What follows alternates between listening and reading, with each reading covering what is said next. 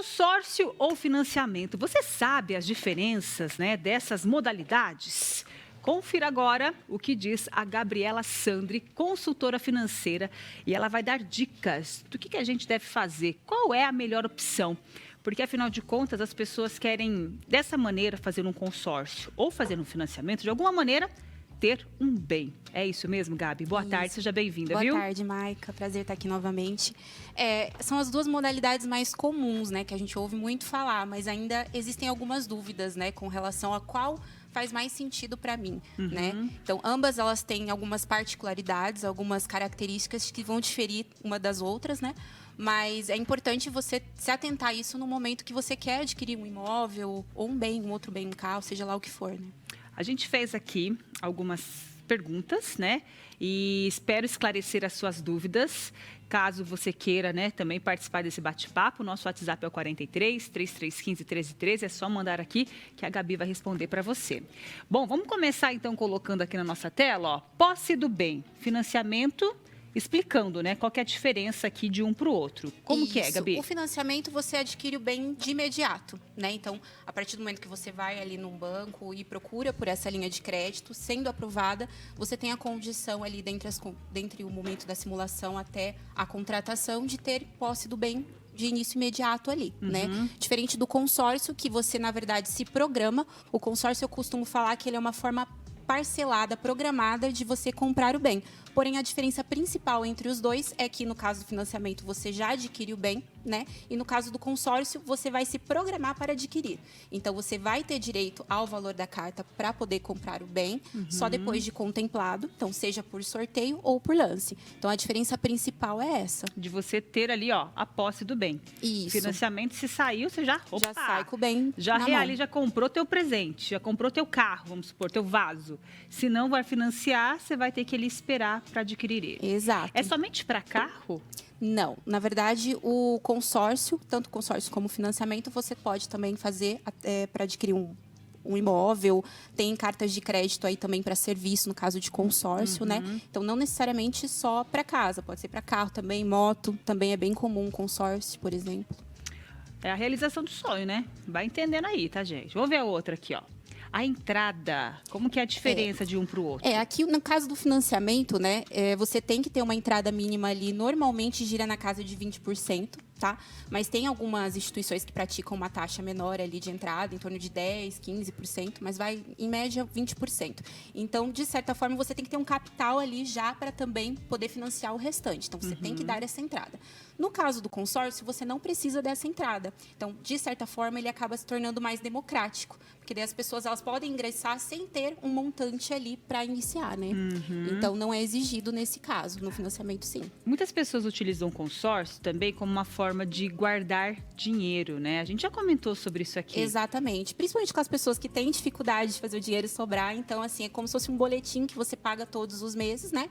Para você poder adquirir aquele bem. Então, de certa forma, se a pessoa ela não consegue guardar o dinheiro, tem essa dificuldade, só que ela consegue esperar um tempo para poder adquirir esse bem, então o consórcio acaba sendo uma boa opção. Agora, se você precisa para ontem, não consegue esperar, aí vai ter que ser o financiamento, né? Perfeito. Vamos para a próxima tela. Juros. Como que ficam os juros? O que acontece? No caso do financiamento, você tem um juros praticado que é maior do que comparado ao consórcio, porque, na verdade, o consórcio, ele embute uma taxa de administração, algumas taxinhas ali que são dissolvidas nas parcelas, não são consideradas juros, até porque as parcelas elas são fixas, né? Então, tem uma previsibilidade maior, uma flexibilidade maior na hora de contratar um consórcio, porque você pode escolher a carta que encaixa aí no seu orçamento para que você possa pagar. E, por isso, o consórcio ele acaba sendo atrativo, porque essa taxa de administração acaba sendo bem inferior ao que seria os juros do financiamento. Por isso que, se a pessoa ela tem condição de esperar, ela vai pagar uma parcela bem inferior comparado ao mesmo valor do financiamento, né? Então, ela consegue incluir isso no orçamento dela com mais facilidade, pagando menos juros no final. É que as pessoas, muitas vezes, acabam olhando só o valor mensal, sem olhar o valor excedente que vai ser, né? Que está embutido, na verdade, nessa parcela mensal. Porque no caso do financiamento, ele às vezes tem uma taxa fixa, só que ele também pode variar, pode oscilar, porque tem algumas correções ali, que na maioria das vezes não é muito bem explicado, e as pessoas acabam passando batido. Então, pode acontecer da parcela ela sofrer oscilações. né? No caso do financiamento de imóvel, por exemplo, que ele pode estar atrelado à Selic ou à inflação. Então, por isso que é muito importante, no momento que a pessoa for contratar ou optar por um dos dois, ver todos os prós e contras, o que de fato está incluso ali no SET, que é o custo efetivo total desse financiamento, o que vai ser cobrado a mais, o que não vai, o que pode oscilar, para evitar surpresas mesmo, né? Porque às vezes a gente se programa para uma coisa e chega lá, não é bem aquilo, né? Então é importante. Por isso que é bom entender, né, gente? A gente acaba ficando assim, sem informação, mas querendo, né? Quem não deseja ter um bem, um carro, uma casa, né? Então, fique atento a essas orientações para você não ter as surpresas, né? Ao fazer a contratação de uma dessas modalidades. Tem uma participação da Maria.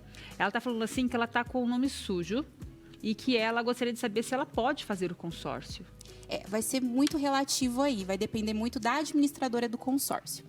Por que eu falo isso? Porque dentro deles, lá do regimento deles, vão ter algumas particularidades. Então, pode ser que eles aceitem que ela consiga contratar essa carta de crédito, mas no momento que ela for contemplada, às vezes ela não vai poder adquirir o bem, porque pode estar com o nome sujo. Então, o ideal é que ela regularize a situação dela, pelo menos até a contemplação, caso ela consiga fazer a carta, para que ela consiga, de fato, alienar esse bem, né? Para que ela possa continuar com o consórcio. Perfeito. Tem mais uma tela aí que a gente vai falar agora sobre prazo, né? Como que funciona essa questão do prazo? O prazo, no caso do consórcio, ele acaba sendo inferior do que seria o prazo do financiamento. Em uma média aí, a gente vê muito cartas de crédito, principalmente de imóvel, em torno de 120 meses, que dá 10 anos. Chega aí a uns 15, né, mais ou menos. Já o financiamento, normalmente ele leva 30, 35 anos. Então, se a gente levar isso em consideração, o consórcio ele também tem um prazo bem inferior, né? É claro, e também tem a questão do consórcio, que você não necessariamente precisa entrar num grupo que é um grupo novo. Pode ser um grupo que esteja já em andamento, ou seja, já está correndo ali. Funcionando. E a vantagem também de você entrar, às vezes, num consórcio que está já acontecendo ali, é que você consegue ter uma noção das médias de lances que estão sendo dadas, né? Porque aí é um outro detalhe importante quando você tem um consórcio, é você ficar atento também para que numa oportunidade você tenha condição, de repente, de dar um lance e não ficar só dependendo do sorteio, porque ele também pode demorar para acontecer, né? E todo mundo quer. A maioria das pessoas querem logo, né? Imediato. Na verdade, faz o consórcio até pensando assim, vou ser contemplada logo, né? Mas não é tão simples assim, né? A gente sabe disso, né? Bom, vamos falar agora sobre o custo total. O que é isso? Como que você explica sobre essa questão? O custo efetivo total, poucas pessoas elas entendem o que significa. Normalmente vem na cédula de crédito, né? Tanto no contrato do consórcio como do financiamento. São todas as taxas que estão embutidas naquele financiamento, por exemplo. Às vezes você fala, é uma taxa de 8% ao ano, tá? Mas que mais? Então, o custo efetivo total, ele vai unir todas as taxas, seguro habitacional que possa estar incluso. Então, é importante que você veja o valor final, que é o que vai compreender esse SET. E aí você pode, por exemplo, comparar com o financiamento também, para você ter uma noção do que você vai pagar no final. Então, é muito importante olhar isso, porque às vezes tem algumas taxinhas ali implícitas que você não tem conhecimento e estão onerando a parcela, né? Por isso que é importante, Maica, até você fazer simulação em mais de um lugar.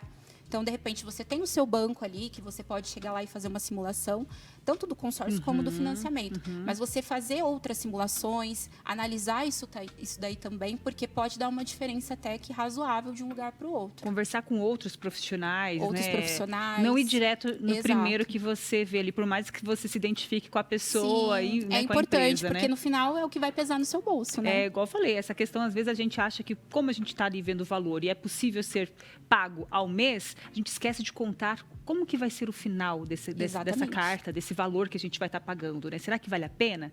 Então, por isso que é importante ficar atento e entender um pouco mais sobre essas questões. E, para finalizar, a gente tem aqui a questão da utilização do FGTS. Isso é possível? Em qual momento? É possível. No caso, tanto para financiamento como para consórcio, seria só para a modalidade de imóvel, né? Ambos você pode estar usando. No caso do financiamento, você pode usar como parte da entrada. Então, a gente mesmo falou, né, de uma entrada ali até que alta, né, de 20%. Se, de repente, você tiver um bom valor no fundo de garantia, você pode usar para abater nessa essa entrada.